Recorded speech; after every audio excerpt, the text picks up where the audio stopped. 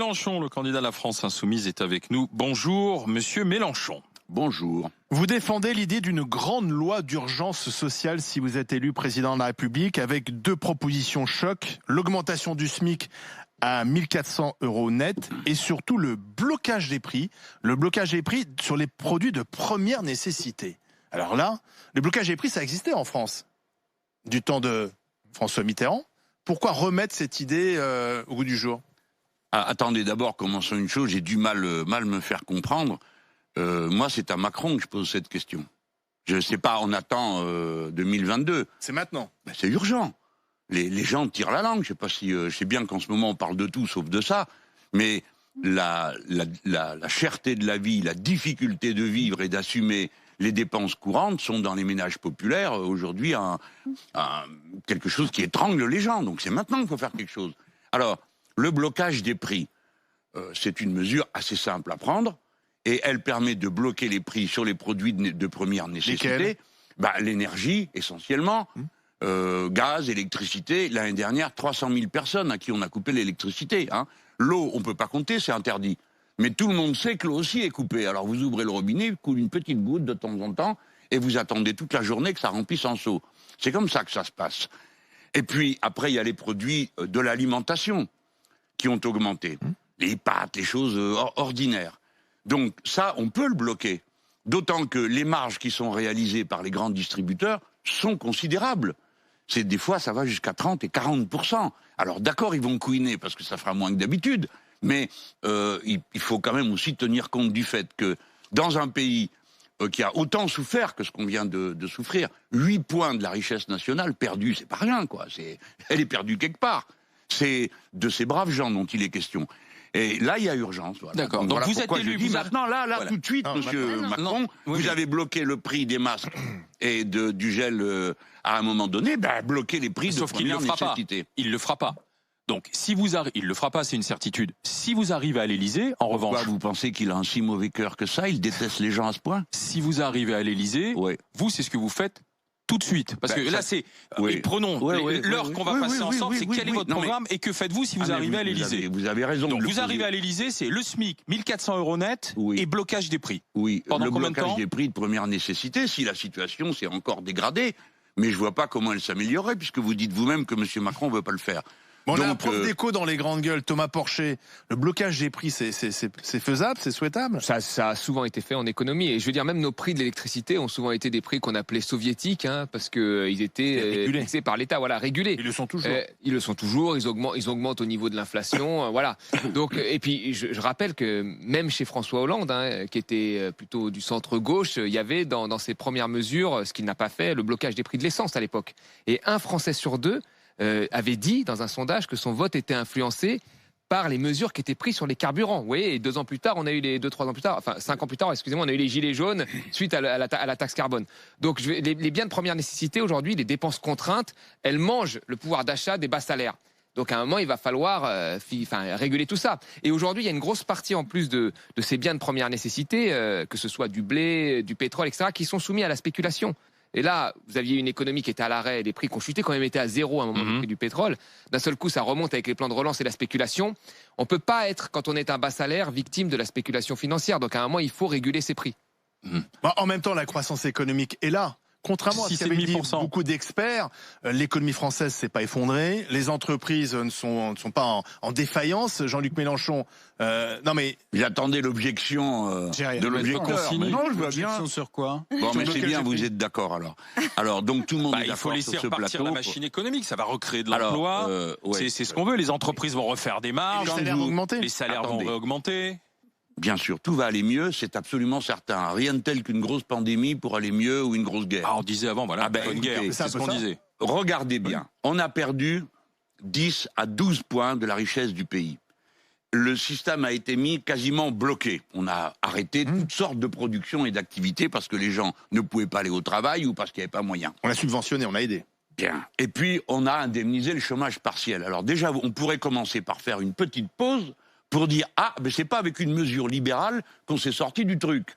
Il a fallu prendre une mesure d'État et de coopération de tous les individus. Parce que le chômage partiel, c'est pas M. Macron qui l'a payé avec sa fortune personnelle, on ne le lui demande pas, c'est tout le monde qui l'a payé. Donc il a fallu du collectivisme pour régler le malaise. C'est d'ailleurs des laboratoires d'État qui ont trouvé les vaccins qui nous sortent de la crise, c'est bien connu. Qui l'ont financé. Pfizer, ça a été beaucoup financé avec Moderna, etc. sont des laboratoires publics. Bon, écoutez, chacun appréciera votre remarque, mais je ne vais pas la laisser passer. Je termine juste sur ce que j'étais en train de dire.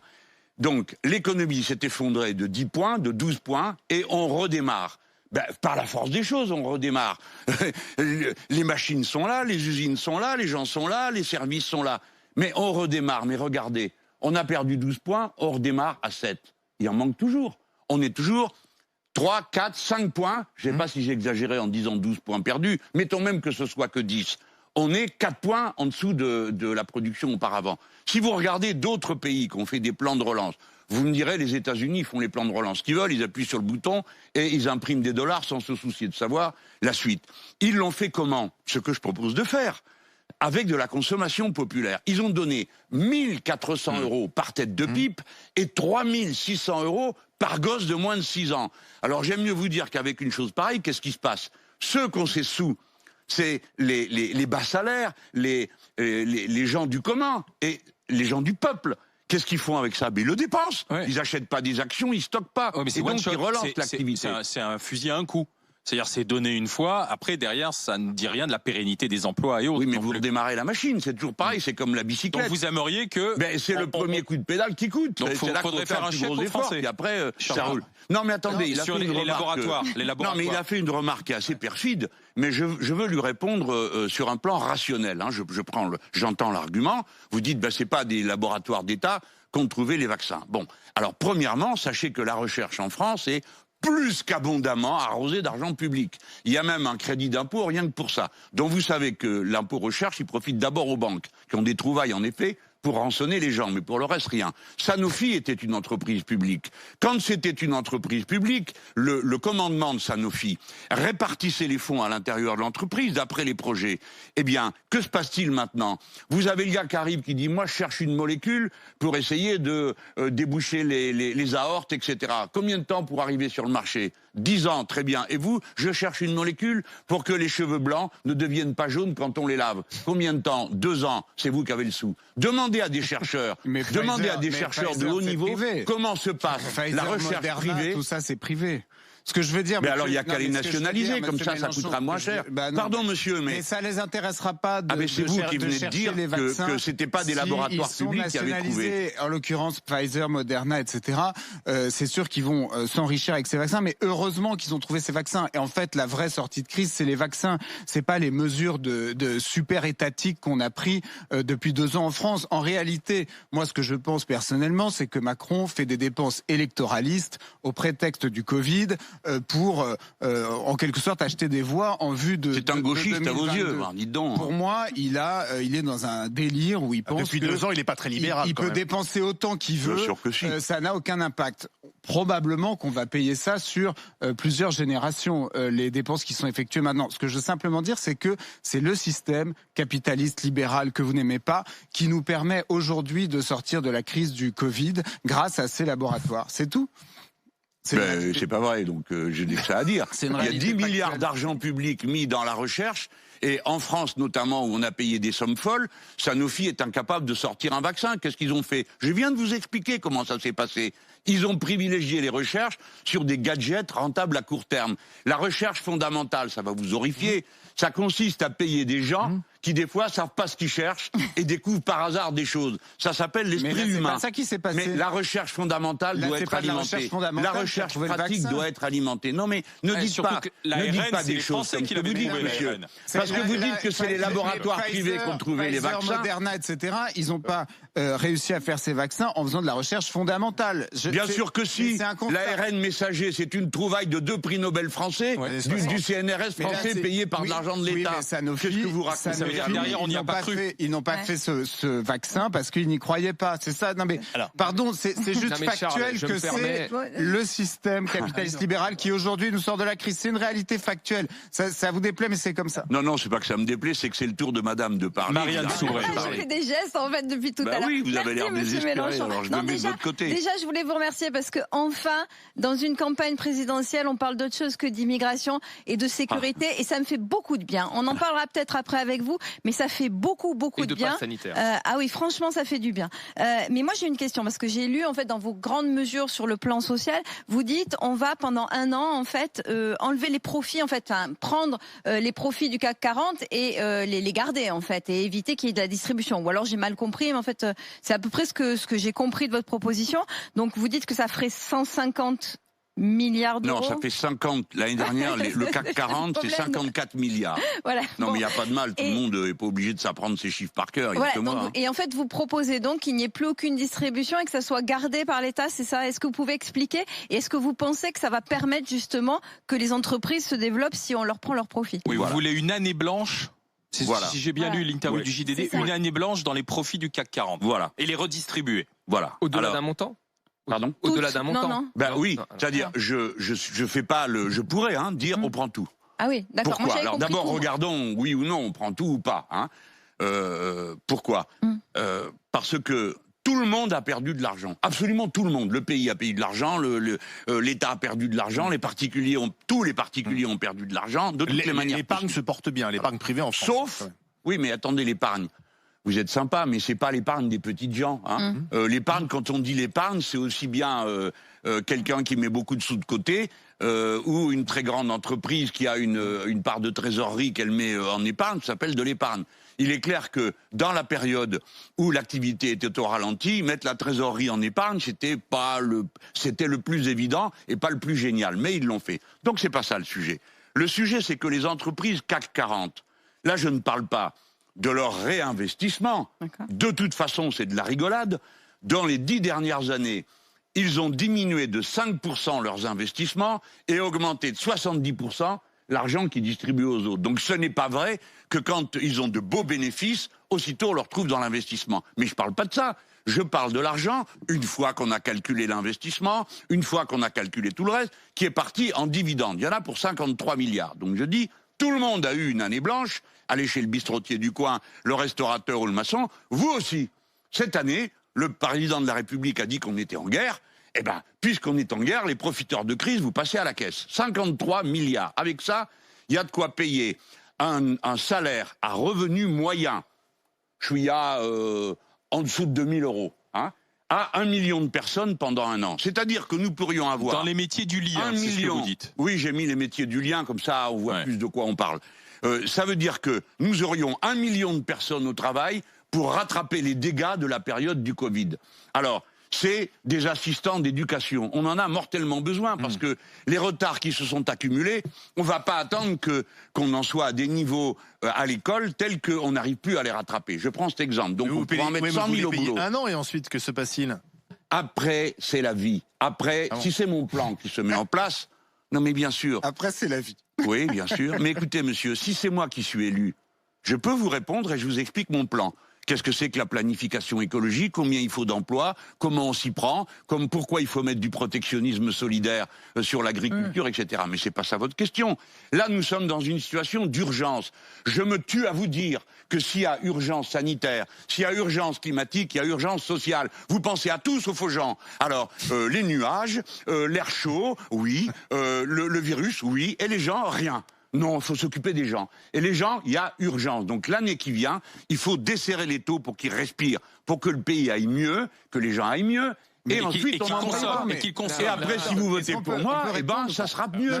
On continue d'en parler. Jean-Luc Mélenchon, vous restez avec nous. Suite, puisque vous restez 1 heure avec les GG, beaucoup de questions à vous poser sur l'union de la gauche, sur votre plan bien sûr, sur la gauche, la multiplication de candidatures. Et puis, je ne sais pas si vous faites partie de tous ceux qui détestaient la police, comme ça a été chanté à la fête de l'humain. Tout de suite avec les GG. Moi, je suis Jusqu'à midi. Les GG, les grandes gueules en direct sur RMC, RMC Story. C'est Jean-Luc Mélenchon, candidat à l'élection présidentielle pour la France Insoumise, qui est avec nous. On a stoppé la discussion sur un petit climax, là, un moment où Jean-Luc Mélenchon nous fait une année blanche de dividendes. Mais aujourd'hui, dans la mondialisation, les dividendes vont partir ailleurs. Dès que vous arriverez à la porte de l'Elysée, les grandes sociétés du CAC 40... elles vont faire glisser les dividendes via des filiales, des holdings, et vous les aurez pas, les dividendes, Mélenchon, vous les aurez pas. Ah, eh ben écoutez, si, parce que j'ai trouvé comment faire pour les pourchasser jusqu'en enfer, s'il faut, et les faire... Mais c'est normal que les grandes entreprises payent, et même qu'elles payent plus que les petites, alors que pour l'instant, c'est l'inverse. Alors comment je ferai ? Ça s'appelle l'impôt universel.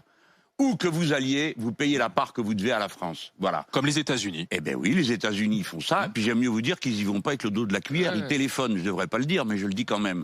Ils téléphonent dans les banques pour demander la liste des citoyens qui sont suspects d'américanitude. Parole d'honneur, ça existe.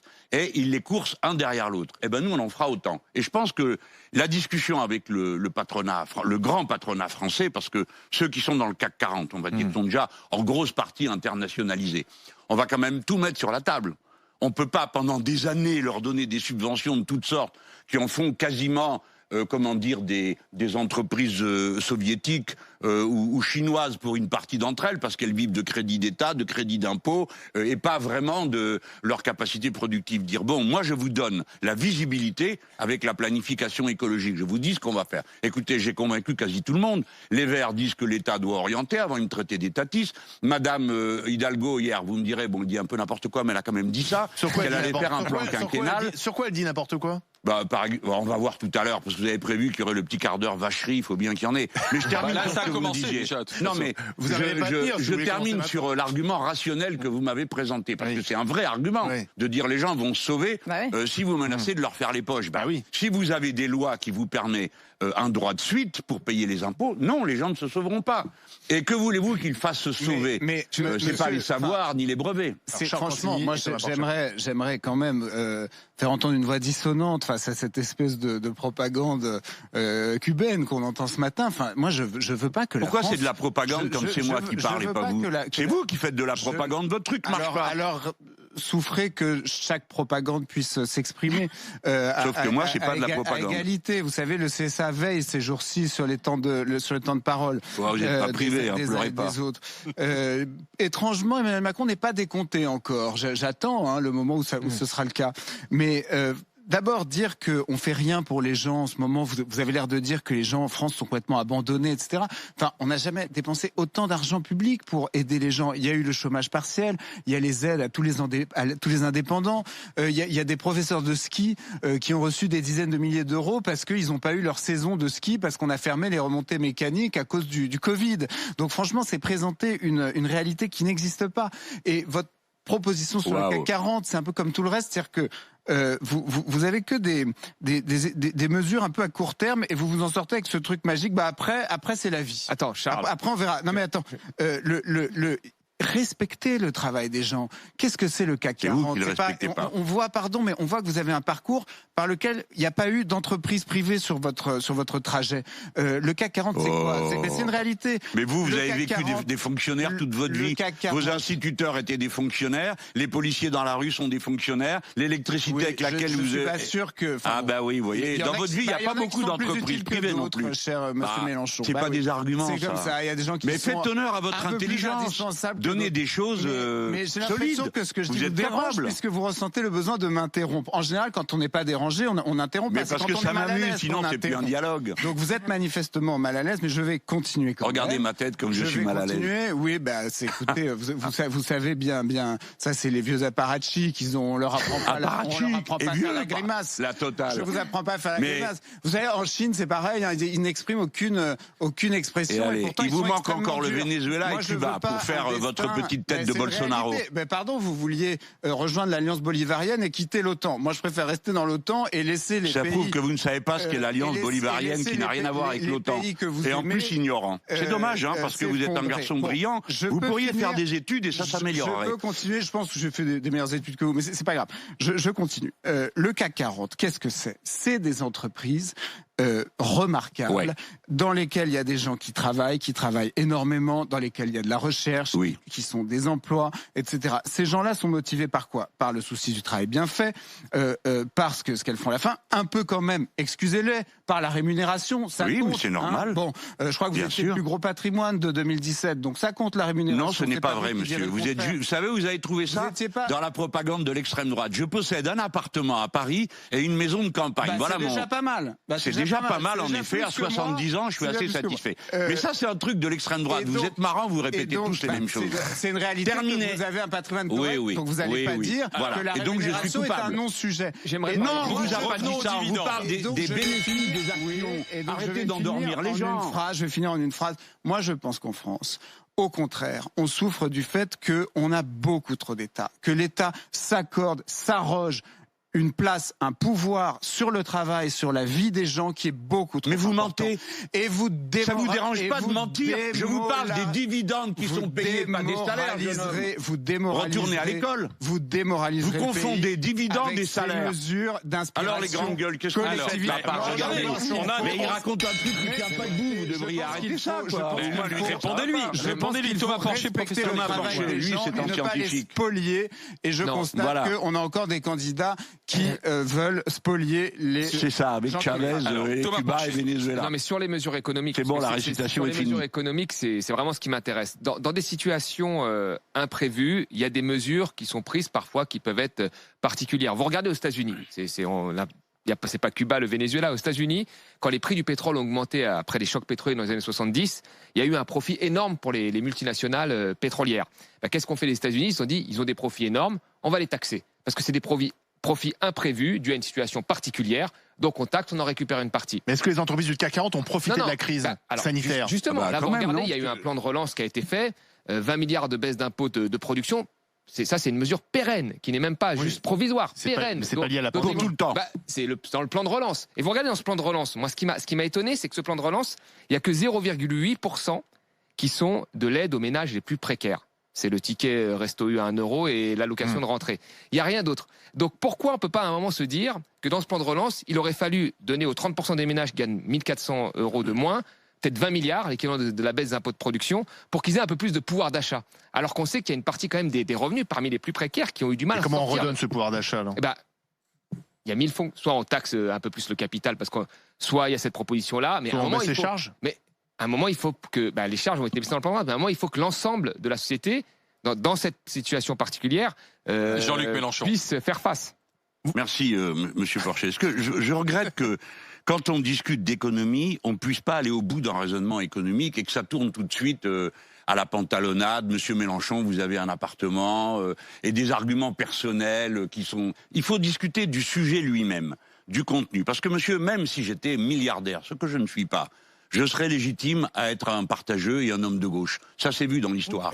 Alors, si vous pensez que les gens n'ont pas de cerveau, mais seulement un portefeuille, c'est votre vision du monde. Moi, je connais des gens qui ont des sous, qui sont bien dans la vie, et qui sont, un, généreux, et deux, prêts à partager et à payer plus d'impôts. Mais si on prend tout, après, il n'y a plus de Mais là, on ne parlait pas du salaire. Je ne suis pas en train de dire on va confisquer les salaires des gens qui travaillent dans le CAC 40. Je parlais des dividendes, ce qui est donné aux actionnaires. Bien. Je voudrais vous dire que c'est tellement vrai ce que vient de dire Thomas Porcher. C'est-à-dire, on est dans le président, tout le monde dit c'est une situation exceptionnelle. Dans la situation exceptionnelle, je dis certainement des choses ont été faites, mais on a oublié plein de gens. Donc, comment on s'en occupe? Regardez, le blocage des prix. Alors, vous avez tous fait 3 sauts périlleux arrière. Bon. Mais parce que si vous bloquez une partie des prix, ça va être compensé par l'augmentation des autres. 1986, c'était dans la loi. Et là aujourd'hui, dans le code du commerce, aujourd'hui, je vais vous le lire pour que vous compreniez. Article 410.2, je ne le savais pas avant d'avoir abordé ce sujet. Quand est-ce qu'on peut encadrer les prix par décret? Il n'y a même pas besoin de voter une loi. D'accord, le Premier ministre Jean Castex, demain, s'il veut, il bloque les prix des pâtes, du riz, de l'essence et du reste. Quand il y a des situations de monopole, quand il y a des difficultés durables d'approvisionnement, et on y va tout droit, notamment pour les prix de base des matériaux pour la construction, ou bien quand il y a, une situation de crise, de circonstances exceptionnelles, ce que vient de dire M. Porcher, une calamité publique, par exemple la Covid-19, ou une situation anormale du marché dans un secteur déterminé. Vous venez d'évoquer les prix du pétrole. Par conséquent, on a tous les outils juridiques. Ils ont été mis au point non pas par des bolcheviks chavésiens, mais par des gens tout à fait ordinaires qui sont dans l'État et dans l'Assemblée nationale. Vous demandez aujourd'hui pourquoi au gouvernement de bloquer les prix. Pour fermer ce volet économique, je ne sais pas si vous suivez les débats de la primaire écologiste, il est beaucoup question de décroissance. Par exemple, l'ancienne socialiste Delphine Batho est pour la décroissance. Elle dit on s'en sortira pas, il faut un projet de rupture. Vous avez encore finalement un discours assez productiviste de gauche avec ensuite une redistribution des moyens et de la richesse dégagée par cette production. Delphine Batho dit non, c'est terminé tout ça. Ça c'est le monde d'avant. Qu'est-ce que vous répondez ? Alors, il faut faire la part de ce qui est dû à la chaleur de leur débat et puis à la volonté d'avoir une ligne claire. Bon, je comprends ce qu'elle dit. Je me référerais plutôt pour la décroissance, pas à Delphine Batho qui l'a découvert assez tardivement, mais à Paul Ariès qui, lui, depuis des années, explique ça. Mais lui, au moins, il a la modestie de dire, le mot décroissance, dit-il, c'est un mot au but, pour nous obliger à réfléchir et pour nous obliger à comprendre qu'on ne peut pas dire on va produire plus tout le temps. Le vieux logiciel social-démocrate complètement éculé qui dit on va corriger les inégalités par une distribution inégalitaire, vous suivez, des fruits de la croissance. Ça veut dire qu'il faut une croissance sans fin dans un monde dont les limites sont connues. Alors, ça ne veut rien dire la décroissance, comme d'ailleurs souvent la croissance. Si vous prenez le PIB, vous creusez un trou les gars, c'est dans le PIB. Vous leur bouchez. C'est dans le PIB. Qu'est-ce que vous avez produit ? Rien. Mais dans le PIB, vous avez produit le salaire pour vous faire creuser le trou et le salaire pour le reboucher. Par conséquent, les indicateurs dont nous disposons ne nous permettent pas de réfléchir sainement. La décroissance doit en effet frapper dur certains secteurs. Dur. Par exemple, la production de pesticides. Ça, stop, ça suffit. Parce qu'on est en train de pourrir et d'abaisser la fertilité des sols, donc il faudra en mettre toujours plus, et là, en effet, la croissance est mortelle. Mais la croissance d'un certain nombre de productions, notamment des machines qu'il va nous falloir pour changer les process de production. Par exemple, si vous cessez de faire du plastique à partir du pétrole et des énergies carbonées, et que vous décidez d'en faire avec des algues, il va vous falloir planter un certain nombre d'algues, installer les choses, mettre des machines pour le ramasser, faire venir des gens pour travailler. Là, vous aurez de la croissance. Donc, j'apprécie que Madame Batho parle de décroissance parce qu'elle oblige à réfléchir. Mais je pense que si on en faisait un système de gouvernement, non, ça c'est pas tenable. Jean-Luc Mélenchon, suite de la discussion, question de Marianne Soubré dans un instant, et on parlera de la candidature d'Anne Hidalgo, d'Éric Zemmour et de la police, c'est promis. Les GG, les grandes gueules en direct sur RMC avec Jean-Luc Mélenchon, candidat à l'élection présidentielle. Il passe 7h, 10h, 11h avec nous, Jean-Luc Mélenchon, avec les questions de Marianne Soubré, Charles Consigny, avocat, Thomas Porcher, prof d'économie. On va vous faire écouter, vous l'avez déjà entendu bien sûr, ce qui s'est passé à la fête de l'humanité, vous savez, lors du concert. C'est tout ce que vous avez retenu. Il y avait 50 débats passionnants et vous allez leur casser les pieds avec 10 secondes. Allez, moi, on m'a fait ça 8 mois à propos des perquisitions, donc chacun son tour. On y va, on écoute ces 10 secondes justement. Tout le monde, tout le monde.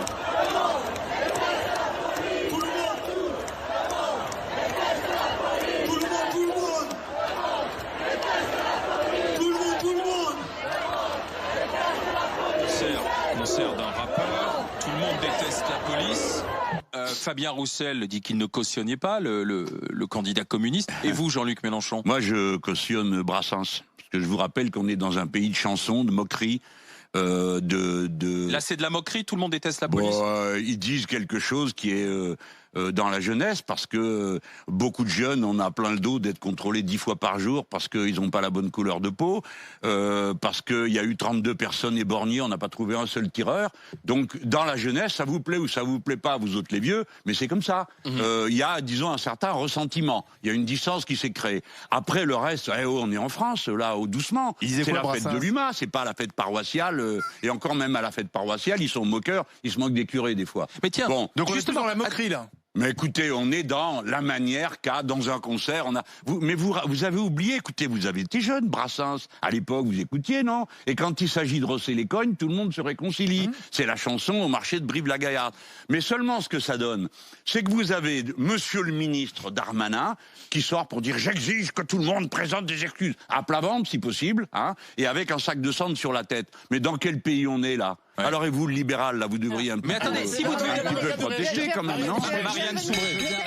Je vais quand même revenir sur la Marianne police Soubré. parce que oui, on entend ce que vous dites, mais maintenant il y a quand même un vrai sujet sur la police, il y a un vrai sujet sur l'insécurité, notamment Marseille, une ville que vous connaissez bien, où il y a quand même des morts régulièrement, y compris chez des adolescents. Et là-dessus, la police, elle a quand même un rôle à jouer. Et vous-même, en tant que Bien président sûr. de la République, qu'est-ce que vous ferez Ben, pour c'est lutter une- justement, parce que vous aurez besoin de la police oui, contre ben, tout à l'insécurité. fait. Vous avez raison de le poser comme ça. Le système policier est hautement inefficace parce que ça fait maintenant des années qu'on vote des lois, qu'on augmente les salaires. Enfin, je voudrais quand même, puisque hier il a été question des salaires des profs. Hein. Bon, un prof, c'est bac plus 5 pour être insti. D'accord. Ma mère a été recrutée insti à BEPC et c'était une bonne insti. Je m'empresse de vous le dire. Bon, maintenant c'est bac plus 5. Ça veut dire que les enfants du peuple, 5 ans sans salaire. Avant, on allait à l'école normale. Un fonctionnaire de catégorie A, capitaine de police. Bac plus 3. Premier échelon. Combien? Sans doute plus que le prof. Je ne alors. savais pas. Hein. Donc moi, je suis 2002. malin parce que j'ai une fiche. 2002. 2431 € net. Bien joué. Échelon 10, fin de carrière. 3646 € net. Donc mieux vaut Un être flic que professeur prof. des écoles, écoutez la suite. Fonctionnaire de catégorie A, bac plus 5, entrée, échelon 1, 1430 €. Capitaine de police, bac plus 3, 2431 €. Un professeur des écoles, 1431. Fin de carrière, 2327 €. Ce que je veux dire, à part cet exemple, c'est que c'est pas vrai que la police en France soit maltraitée. Ce n'est pas vrai. Elle est mal utilisée, mal formée, mal organisée. Alors, justement- Mal utilisée parce qu'on met 7000 types et filles dans la BAC pour faire du soi-disant flagrant délit, avec tous les problèmes que ça a soulevé, et seulement 5000 dans la police judiciaire pour mener les enquêtes. Vous donnez l'exemple de Marseille. Quel est le problème de Marseille? C'est pas l'adolescent. Le problème de Marseille, c'est qu'il y a des armes qui circulent. Il y a 6 millions d'armes qui circulent dans ce pays. Pourquoi? Il faut arrêter ça. Le trafic d'armes, le trafic de drogue, Mais vous de faut la des drogue policiers dure, pour le ça, monsieur trafic Mélenchon. des êtres Il faut humains, de- il faut- il le faut des policiers, recyclage de alors. l'argent sale. C'est ça qu'il faut tuer dans l'œuf, et vous verrez que le reste disparaîtra. Parce que vous n'aurez pas de chauffeur quand il n'y a rien à chauffer. Alors, justement- Et vous n'aurez pas de trafiquants de drogue si Monsieur le Mélenchon, cannabis est deux légalisé questions et qu'on ne peut plus concrètes. trafiquer dessus. Vous aurez les autres, les gros trafiquants, et on les pourchassera. Donc il faut D'accord. utiliser autrement. Attendez, Non, mais on a j'avais- parlé de la formation, ça peut pas aller. Si vous recrutez des policiers au concours à 6 sur 20, il y a un problème, il faut Bah, former. les profs aussi, on les recrute malheureusement. Non, aussi non, à 6 sur non, 20 non, parfois ça c'est des aussi. menteries anti-profs. Ah si, parce qu'on n'en trouve pas. Alors, donc, non, mais je veux pas dire non plus que tous les policiers sont recrutés, parce que vous savez, ils m'écoutent là en ce moment. Alors ça y va avec le syndicat facho des commissaires C'est Alliance. et les factieux C'est Alliance. d'Alliance. Alors avec eux, je suis servi tous Alliance, les c'est jours, les il faudrait factieux. me pendre. D'accord. Moi, je dis aux policiers, si je suis le président de la République, je refondrai tout de la cave au grenier. Et je ferai une police républicaine qui passera son temps à pourchasser le crime. Une police républicaine, ce sont des grands mots, Jean-Luc Mélenchon. Dans les faits, par exemple, lorsqu'il y a un rodéo sauvage, on envoie les policiers ou pas? Bah, je crois que c'est pas permis dans le rodéo sauvage, c'est pas le sujet. Je suis pas en train de vous dire, alors chacun fait ce qu'il veut, on attaque les banques si on veut. Non, je vous dis le contraire. Mais la manière de faire. Oui, mais ça crée aussi des Mais non, incidents, c'est pas ça qui des crée le frictions. problème. Donc, Et les gens aiment pas les rodéos. Et moi, je dis à ceux qui les font, qui nous cassent les oreilles, qui se mettent en danger, ils nous pourrissent la vie. D'accord, je leur dis. J'ai pas peur de leur dire.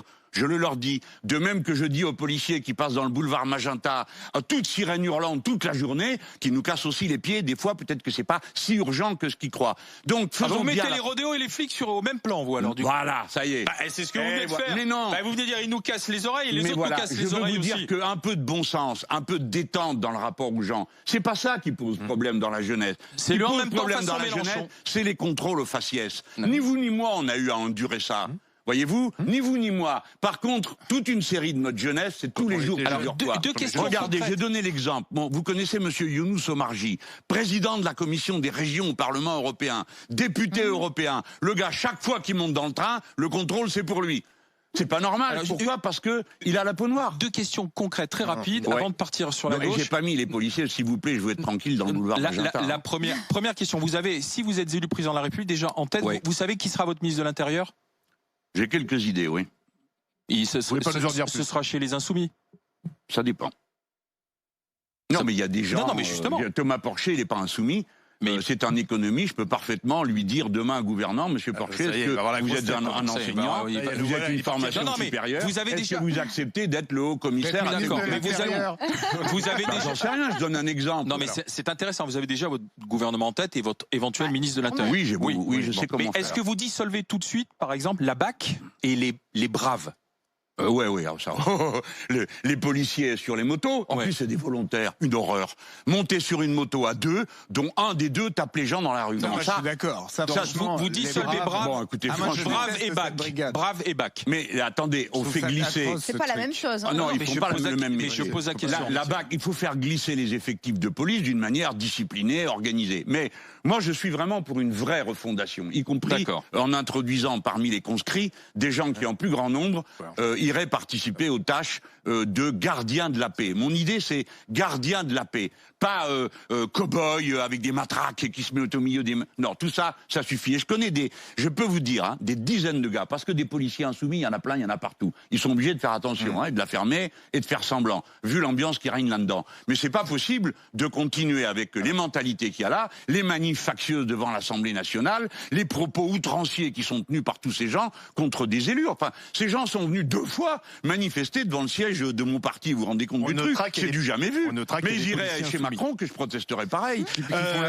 Parlons un instant de la gauche. Il faut tout refonder et j'ai dans l'idée, vous voyez, si on vraiment voulait faire quelque chose de spectaculaire, on pourrait dire bon, tout ça, c'est terminé. On crée autre chose, ça s'appelle la garde républicaine.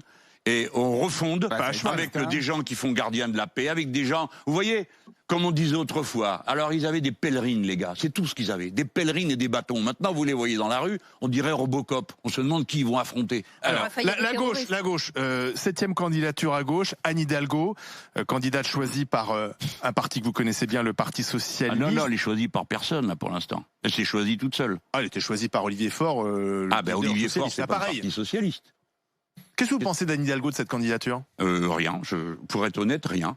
Je l'analyse vue de l'extérieur. Il y a une bataille dans le centre-gauche pour savoir qui le dirige, parce que c'est lui qui s'est effondré en 2017. C'est le centre-gauche. La coalition vert-socialiste, ils avaient qu'un seul candidat, après avoir gouverné ensemble. Ils se sont effondrés.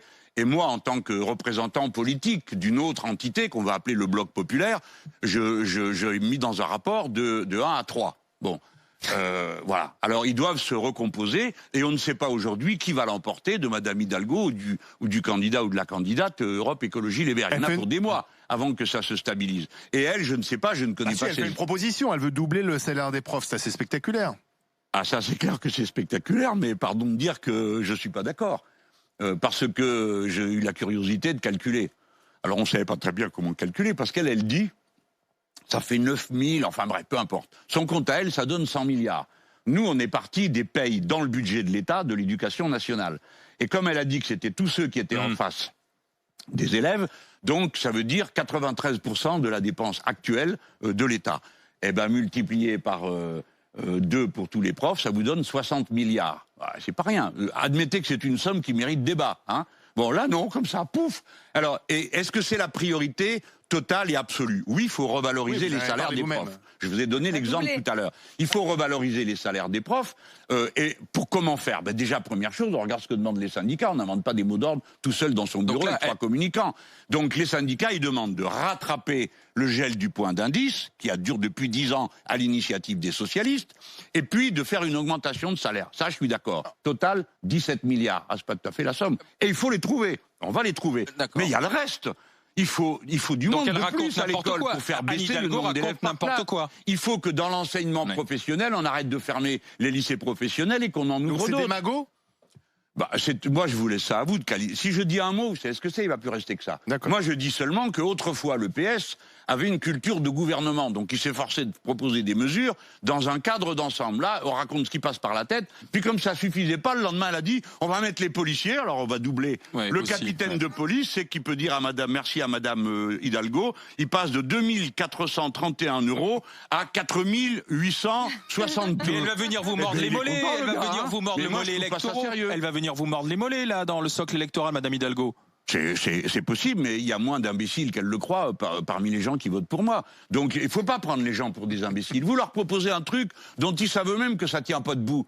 bah ils se disent, elle dit ça pour m'appâter, puis demain, elle fera autre chose. Et une Comme petite l'autre. dernière. Mon ennemi, c'est la finance. Quand est-ce que vous débattez C'est le avec- type qui a le plus arrosé la finance. C'était Monsieur François Hollande lui-même, avec Alors, le crédit d'impôt. on a appris ce matin qu'Éric Zemmour perdait son émission. Il avait une émission quotidienne sur CNews. Le CSA a eu la peau d'Éric Zemmour. Ben je sais pas ce que le CSA est sorti de sa longue sieste. Il lui reste maintenant encore à se demander quand est-ce que Monsieur Macron va être compté comme candidat, parce que, écoutez, ça le fait un peu fort, les gars. Hein. Quand il est venu à Marseille, on a quand même eu 3 jours à la télévision non-stop. Bah, c'est le président. Ouais, bah, on est d'accord. Mais enfin, autrefois dans notre pays, on faisait pas ça. C'était pas le portrait du président, si tu l'enlèves, tu vas en prison. Et puis sinon, tous les jours, à toutes les heures, vive le président, comme il est beau, comme il est grand, comme ce qu'il fait est intéressant, même si c'est pas vrai. Je trouve qu'il y a une dérive. Il y a d'un côté le côté autoritaire, mais alors ça fait plus chinois que moi, hein, cette histoire. Mais monsieur, j'y vous me pensais, ouais, critiquez. c'est vrai. Pour mais oui. revenir à Éric Zemmour, pour revenir à Éric Zemmour, on Quoi cherche à le faire taire. Je crois pas qu'ils cherchent à le faire taire. Ils sont quand même rendus compte que ça allait trop loin. Alors bon, bah ça va peut-être pas faire du bien à CNews, mais bon, Monsieur Zemmour est devenu, enfin, faut quand même parler avec respect de votre collègue. C'est l'intellectuel organique, comme on disait autrefois, de la droite. C'est lui qui fournit les argumentaires à tout le monde. Vous allez... Il produit le principal liant de la droite, parce que la droite enfin la droite, on se comprend, c'est la peur. Peur de l'autre, peur de ci, peur de là, en racontant n'importe quoi. Sans Monsieur contradicteur Mélenchon dans pendant le des lion. heures. Bah, il faut aller débattre avec lui à la tribune un de ces jours. Mais moi j'ai dit, à un moment donné, il se pouille entre, c'est pas moi, parce que tout à l'heure vous parliez d'éparpillement des candidatures de gauche, mais alors dites donc à droite c'est pas mal aussi, puis à l'extrême droite vous en parlez. Ben quoi, ça s'appelle la démocratie. Faut que quelqu'un convainque les autres. Enfin, une trentaine de candidats, Eh ben c'est la vie. Il y a des c'est pays où normal. on a plus. Il y en a déjà eu plus dans le passé en France. Eh ben il y a, Étonnamment, il n'y a jamais eu autant d'abstentionnistes. Je suis Il n'y a pas jamais eu sûr, autant là. de candidats. Alors. Ça en- eh ben c'est bien la pousse les gens preuve à que aller c'est la voter, crise hein. totale. Oui, Donc c'est bien la l'élection preuve. va remettre de l'ordre. Mais- Les Français vont choisir. Est-ce que vous prenez quelqu'un de l'extrême droite qui vous explique que la solution c'est de jeter les musulmans à la mer, ou est-ce que vous allez prendre quelqu'un de droite ou macroniste qui va vous dire la liberté du marché, chacun pour soi, c'est comme ça qu'on s'en sort, ou bien est-ce que vous prenez quelqu'un qui est dans la famille de tous ensemble? Et dans la famille de tous ensemble, celui qui est devant, c'est moi. Jean-Luc Mélenchon, merci. On a posé la question sur les réseaux sociaux, le temps de cette heure de discussion. Est-ce que vous êtes pour le SMIC à 1400 € net? C'est une question qu'on a posée et c'est un oui à plus de 70%.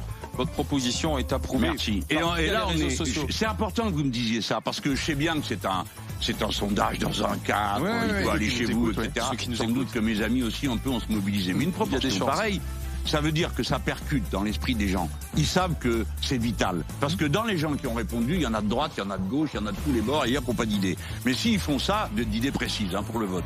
S'ils disent ça, c'est qu'ils disent on n'en peut plus. Donc écoutez la voix du pays qui souffre. Parce que, bien sûr, monsieur, vous avez raison de dire que, heureusement, les gens n'ont pas été abandonnés. Il y a toujours la sécurité sociale. Macron n'a pas réussi à la saccager, niveau copain. Et il y a Mais tout non, ça. mais il y a une- Mais il y a merci. une Sophie il reste beaucoup de gens qui souffrent. Merci L'économie Jean-Luc soviétisée, Mélenchon. on a Merci déjà d'être votre passé programme par en les France. GG. Allez, on se Merci. retrouve Oui, dans mais un vous instant. Applique votre programme. Dernière heure des GG, à tout de suite. Il m'a repas en chinois, alors.